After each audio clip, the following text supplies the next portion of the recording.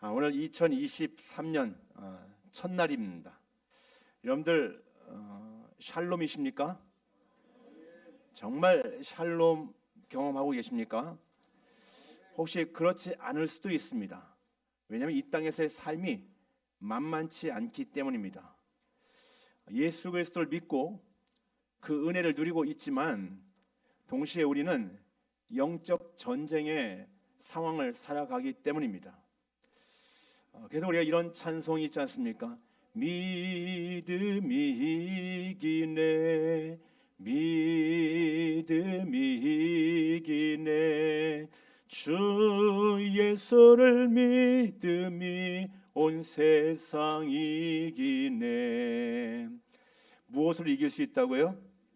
믿음으로 이길 수 있습니다. 주님 나라가 완성될 때까지 오직 믿음으로 살아갈 수 있는 여러분들 될 수 있기를 바랍니다. 그렇다면 예수님의 제자들은 어땠을까요? 예수님의 제자들은 우리보다 훨씬 나은 삶을 살지 않았을까요? 그들이 배와 금을, 가족을 버리고 주님을 따랐습니다. 자기를 포기하는 거룩한 믿음의 결정을 했고 그 후 3년 동안 예수님을 꾸준히 따라다녔습니다. 하지만 이 제자들의 모습을 보면요, 실망스러울 때도 많죠. 여전히 높아지고자 하는 욕심이 있었고요.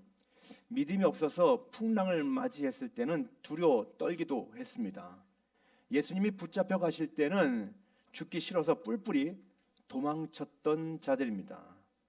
십자가를 앞두신 주님이 제자들에게 말씀하시죠. 시험에 들지 않도록 깨어 기도하라. 나와 함께 깨어 기도하라. 그렇게 말씀하셨지만 잠만 쿨쿨 잤던 그런 자들입니다. 결국 모두 실패한 것이죠. 제자들이 이런 모습 보면서 위로가 되십니까? 예수님의 제자들도 실패했는데 우리는 더더욱 당연한 거 아닌가? 실패. 그 정도는 뭐 제자들도 했는데 괜찮지 않은가? 조금 위로가 되는 것 같습니다. 하지만 예수님의 제자들이 계속 그런 모습은 아니었습니다. 그들은 나중에 전혀 다른 삶의 모습으로 변화되었습니다. 어떻게 그렇게 되었을까요? 예수님이 부활 승천하신 후에 오순절에 성령이 임하셨습니다.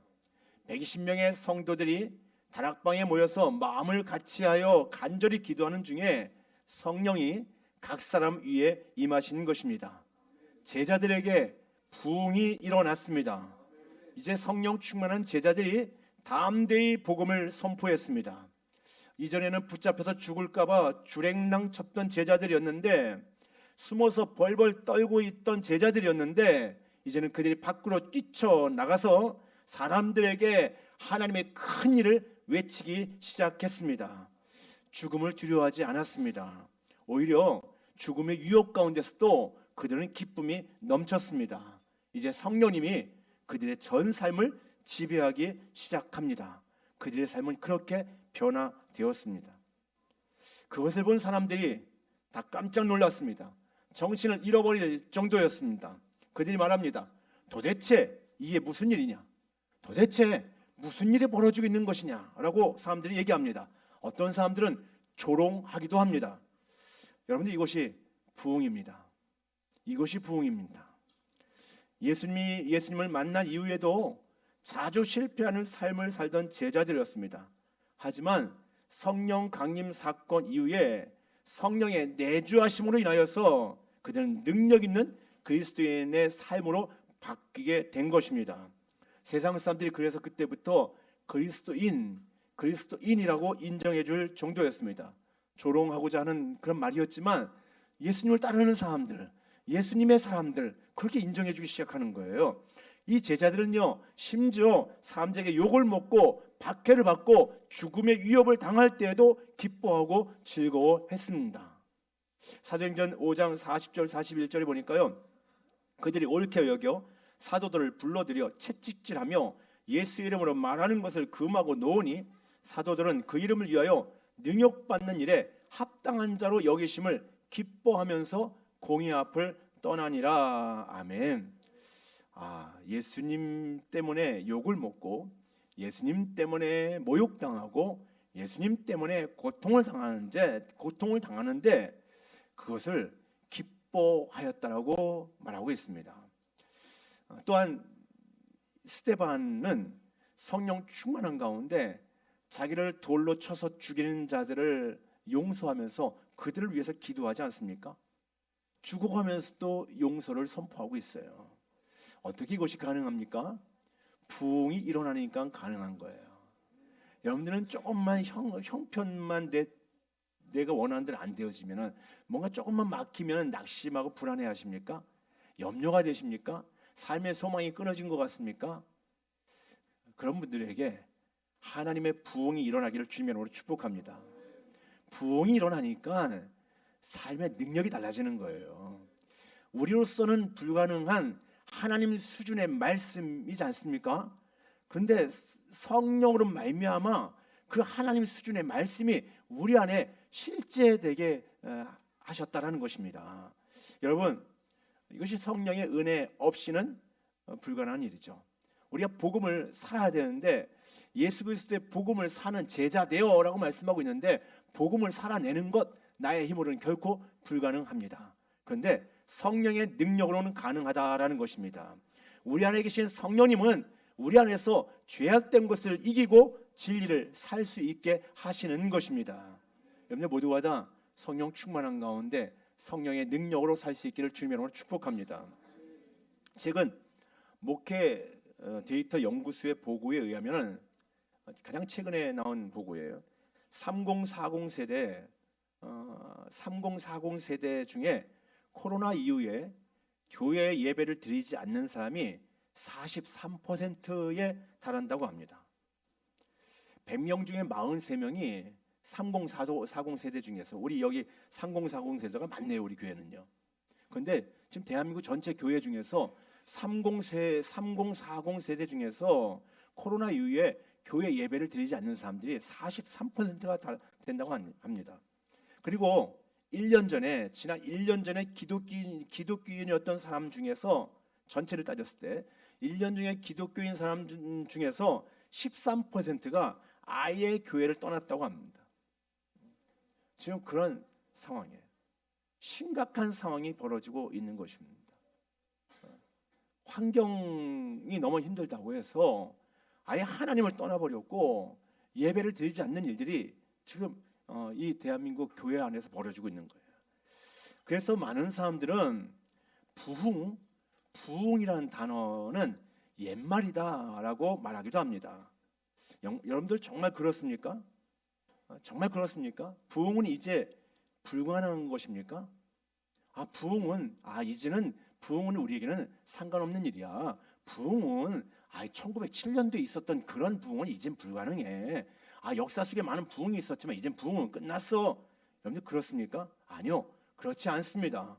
하나님은 지금도 살아계신 줄 믿습니다. 지금도 성령님은 우리 가운데 역사하고 계신 줄 믿습니다. 하나님 이 세대에도 부흥을 일으키실 것입니다. 1735년에 조나단 에드워즈는 미국의 부흥을 이끌었던 분인데요. 조나단 에드워즈는 한 작은 마을에서 일어난 부흥을 이렇게 기록하고 있습니다. 이 역사는 금방 그 마을을 영광스럽게 바꾸어 놓았다. 부흥이 일어난 후 맞는 봄과 여름에 그 마을은 하나님의 임재로 충만한 것처럼 보였다. 그전에는 그때처럼 사랑이 충만하거나 기쁨이 충만하거나 비통함으로 충만한 적이 없었다. 거의 모든 집마다 하나님의 임재를 나타내는 주목할 만한 표징이 보였다. 식구들마다 자기들에게 찾아온 구원으로 인해서 기쁨을 누리고 있었다. 부모들은 자녀들이 새로 태어난 것을 즐거워하고, 남편들은 아내가 새로 태어난 것을, 아내들은 남편이 새로 태어난 것을 기뻐하고 있었다. 하나님의 행하심이 그의 성수에서 드러났다. 하나님의 날은 기쁨의 날이었고 그의 장막은 온화했다. 공적으로 모이는 모임은 아름다웠다. 회중들은 하나님께 살아있는 예배를 드렸다. 누구나 진지하게 공예배에 전념했다. 거기에 참석한 회중들은 누구나 목사의 입에서 나오는 말씀을 열심히 들었다. 모여서 하나님의 말씀이 전파되면 때때로 눈물을 흘리곤 했다. 어떤 사람들은 슬픔에 비통해하며 울었고, 어떤 사람들은 기쁨과 사랑에 겨워 울었고, 어떤 사람들은 자기 이웃들의 영혼에 대한 연민과 관심으로 울었다. 이것이 1735년에 있었던 부흥의 현장의 모습이에요. 조나단 에드워즈가 하나님의 부흥이 임할 때 우리 성도들 가운데 이런 역사가 일어났다는 거예요. 교회 안에 이런 역사가 일어났다는 거예요. 근데 여러분, 우리 교회가 좀 비슷한 역사들을 보고 있지 않습니까? 그렇게 강력하지는 않다 할지라도 비슷하게 은혜를 누리고 있는 것 같아요. 전부가 아니어도 많은 분들이 예배하면서 기쁨의 눈물을 흘리고 있어요. 어떤 경우에는 자기의 죄 때문에 비통해하면서 아파하고 있어요. 또 새롭게 구원받은 영혼들을 바라보면서 우리는 너무나 감격해하고 있어요. 그런 역사들이 지금도 우리 교회 안에서 일어나고 있다는 것입니다. 누가 하시는 겁니까? 하나님이 하시는 것이죠. 성령님이 역사하시는 것이죠. 지금도 성령님은 역사하고 있고, 우리의 간절함으로 우리가 열정적으로 구할 때 우리에게도 부흥은 계속될 것입니다. 우리 성도님들이 서로 증인이잖아요. 가정에서 보고 있지 않습니까? 아내를 보고 있고 남편을 보고 있고. 근데 그들 가운데 성령님이 역사하고 계시는구나 라는 것을 부인하지 못한다라는 거예요. 그런 일은 없어. 우리가 무슨 이 시대에 무슨. 여러분들, 그러면요 결코 부흥을 경험할 수 없습니다. 안 된다고 하면 안 돼요. 그 말대로 안 되어져요. 여러분, 우리가 입술의 말이 능력입니다. 안 된다고 얘기하면요 정말 안 됩니다. 불가능하다고 얘기하면 정말 불가능합니다. 지금 이 시대 무슨 부흥이야? 어떻게 우리가 그런 일이 우리에게 있을 수 있어? 그분은 결코 부흥을 경험하지 못할 것입니다. 하지만 하나님이 하실 것을 믿고 구하면 그는 부흥을 맛보게 될 것입니다. 저는 부흥을 사모하며 구하겠습니다. 여러분들은 어디에 서시겠습니까? 저는 정말 하나님이 부흥을 이루어 주실 것이라고 분명히 믿습니다. 성령님은 지금도 살아서 역사하실 줄 믿습니다. 저는 그거 믿고 가겠습니다. 여러분들은 어디에 서시겠습니까? 함께 부흥으로 나아갈 수 있기를 바랍니다. 오늘 본문은 이방인 백부장 고넬료 가정에 임했던 성령의 부으심에 대해서 베드로가 간증하는 내용입니다. 오늘 본문 15절에 이렇게 얘기합니다. 내가 말을 시작할 때에 성령이 그들에게 임하시기를 처음 우리에게 하신 것과 같이 하는지라. 베드로가 말을 시작하는데, 베드로가 하나님의 말씀을 전하기 시작하는데 성령이 고넬료 가정에 임하였다라는 것입니다. 그 가정 가운데 성령의 기름 부심이 있었고, 그들 가운데 예수 믿고 구원받는 역사가 일어났고, 삶이 변화되는 역사가 일어났다라는 것입니다. 10장에 보면은 10장 44절 45절에 보니까요, 베드로가 고넬료와 그의 가족들에게 설교하는 내용이 나오고 있어요. 그때 그들에게 사도행전 2장의 오순절 성령 강림 사건처럼 똑같이 성령의 기름 부심이 있었다라는 거예요. 유대인인 자신들이 회개하고 예수님을 믿었을 때 성령의 선물을 받은 것처럼 고넬료 가정에 가서 설교하니까 동일하게 역사가 일어나는 거예요. 동일하게 성령님께서 그들 가운데 임하였고, 그 가정이 변화되는 역사가 일어난 것입니다. 이 일을 통해서 구원은 유대인만이 아니라, 이 성령의 역사하심은 유대인만이 아니라 이방인들에게도 구원이 임하는 것이구나 라는 것을 깨달은 것입니다. 그리고 그때부터 이방인들을 위한 본격적인 복음 전파 사역이 시작되었습니다. 결국 그 일을 행하신 분은 우리 하나님이시고 하나님의 영광이 선포된 것입니다. 이것이 부흥의 역사입니다. 부흥의 역사입니다. 베드로가 말을 전하기 시작했을 때 이방인 고넬료 가정에 놀라운 구원의 역사가 일어났는데, 그것이 부흥이다라는 것이죠. 근데 그 이전에 베드로 자신이, 또 베드로와 함께한 친구들이, 그 제자들이 사도행전 2장에서 그 은혜를 경험했거든요.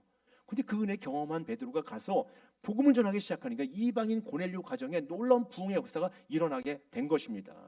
그렇다면은 그때만 그 일이 일어나는 것이 아니라 지금도 그 역사는 일어날 수 있다라는 것입니다.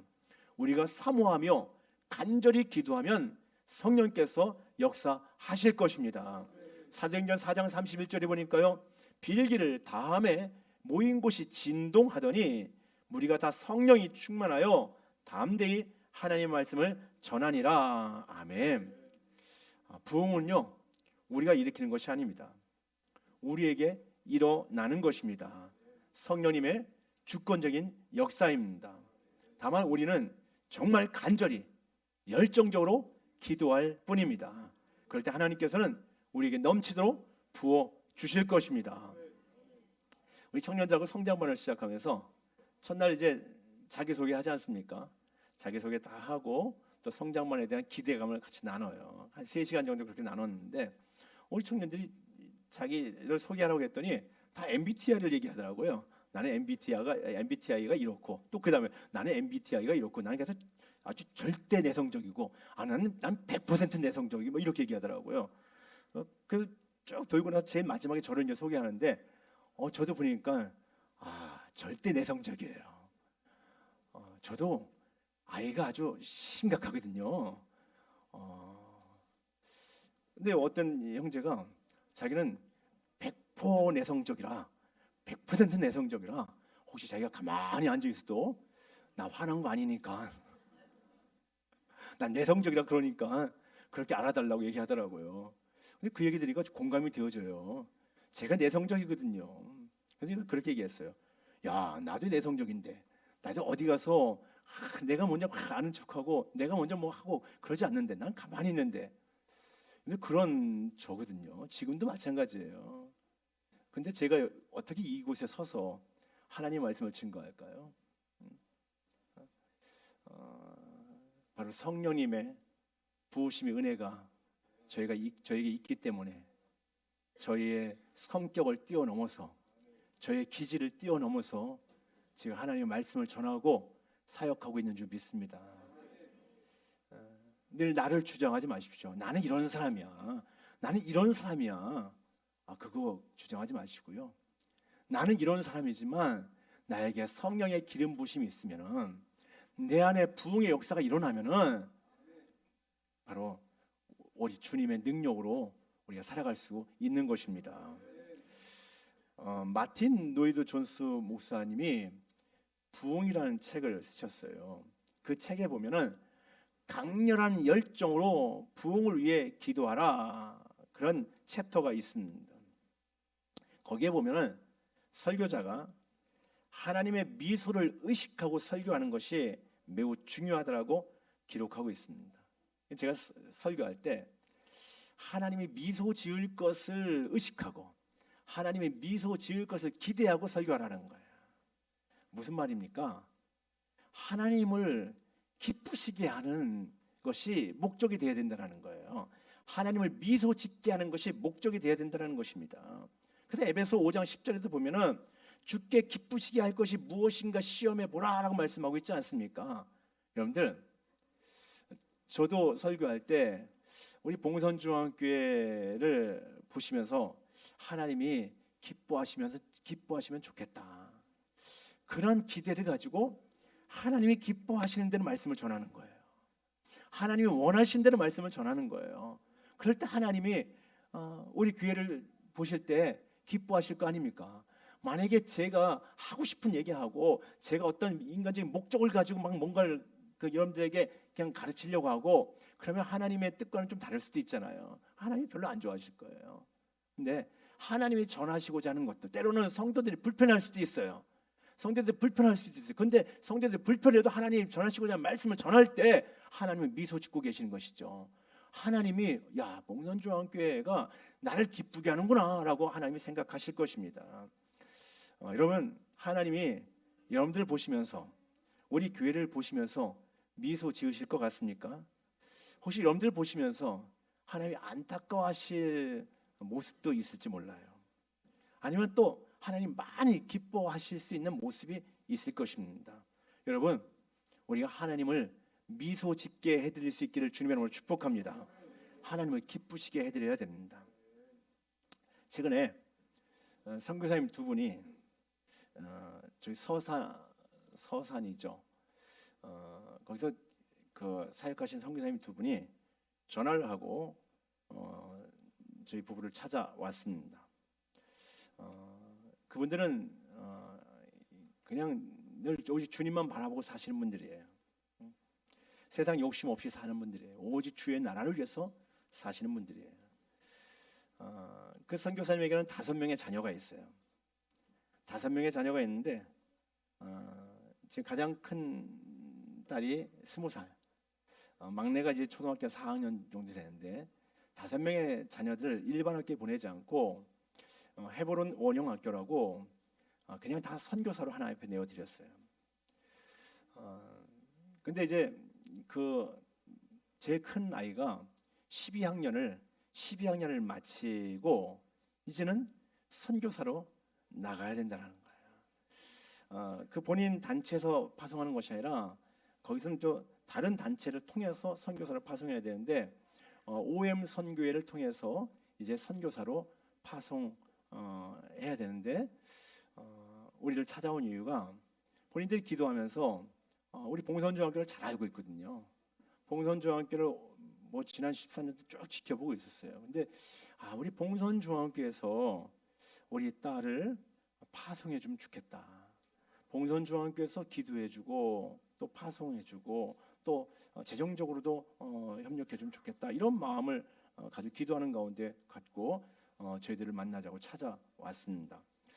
대화를 나누는 가운데 이제 그런 요청을 받았는데, 근데 문제는 이미 그 전 주일날 내년도 예결산위원회를 다 마쳤을 때였습니다. 이미 2023년도 우리의 어떤 예산도 다 결정했고요. 이제는 이제 그것에 의해서 이제 2023년이 진행되지 않습니까? 근데 제가 볼 때 그분들은 오직 주님만 바라보는 분들이고, 정말 이 자녀들 5자녀를 세상에 내놓는 것이 아니라 오직 하나님 위해서 살라고 선교사로, 그래서 거기 다 4학년부터 12학년까지 있는데 얘들 다 어렸을 때부터 선교사 훈련을 받는 거예요. 그리고 이제 12학년 마치면 다 선교사 나가는 거예요. 오직 하나님을 위해서 드린 거잖아요. 근데 이미 예결산을 마쳤기 때문에 제가 선교사님들에게 같이 이제 식사도 대접하고 같이 대화도 나누고 그리고 나서 너무나 귀한 일인데 제가 아직 결정은 못 하겠습니다. 기도하고 또 우리 당회도 함께 모여서 얘기도 나눠보고 나중에 추후에 알려드리겠습니다라고 그렇게 헤어졌습니다. 그리고 나서 그 다음 주일날 우리 당회를 소집했어요. 지난 주일날 성탄절 오후에 장로님들과 함께 같이 대화를 나누는 가운데 이제 그런 상황들을 말씀드렸습니다. 선교사님 부부가 찾아왔는데 그 딸 이제 20살 되는 딸 고예은인데 고예은 이 딸을 선교사로 보내는데 파송 교회가 필요하다고 합니다. 그렇게 하면서 설명을 드렸어요. 그랬더니 어떤 장로님이 그렇게 얘기하시더라고요. 하나님께서 우리에게 보내주신 것 같습니다. 또 다른 장로님이 이렇게 말씀하시더라고요. 하나님이 기뻐하시는 일을 하는 것이 부흥이라고 생각합니다. 다른 장로님들이 다 동의하시는 거예요. 하나님을 기쁘시게 해드리는 것이 그것이 부흥이라고 생각합니다. 장로님도 다 동의하시는 거예요. 우리 교회가 재정이 넉넉하지 않거든요.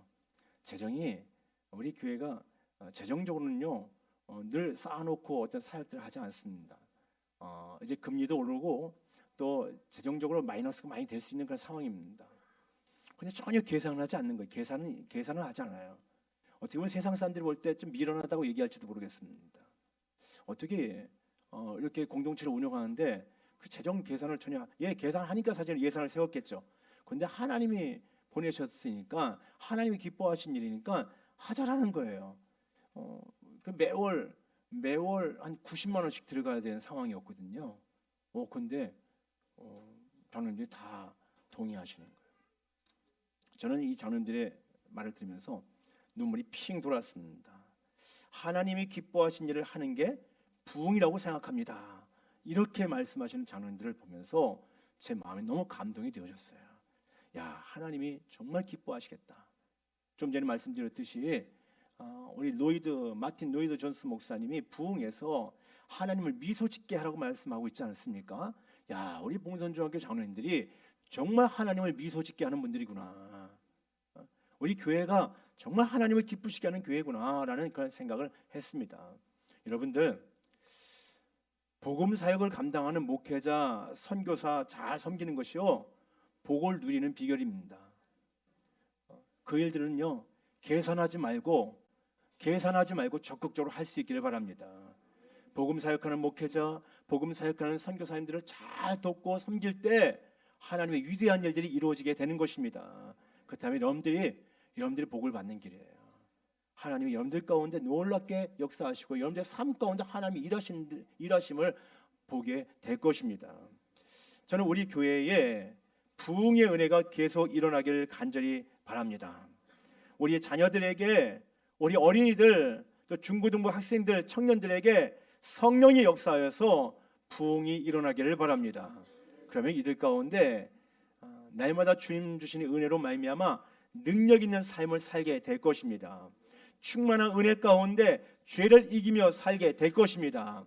여러분들의 가정이 변화될 것입니다. 우리의 힘으로는 불가능합니다. 세상 가치 기준으로는 불가능합니다. 여러분들 세상에서 많은 것들을 가지고 있다 할지라도, 많은 것들을 배우고 있다 할지라도 세상의 지식과 세상의 어떤 재물과 세상에서 소유한 능력이 우리를 살게 하는 것이 아닙니다.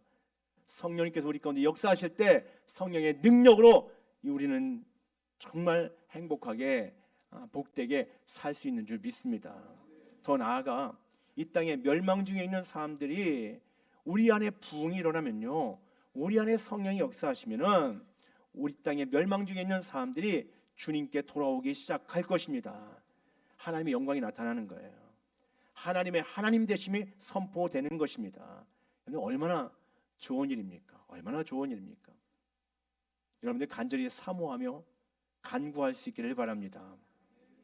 2023년을 시작하면서 샬롬의 축복이 우리 가운데 임하고 성령이 역사하심으로 말미암아 계속해서 나만이 아니라 내 주변에 퍼져가면서 부흥의 역사가 일어나기를 주님의 이름으로 축복합니다.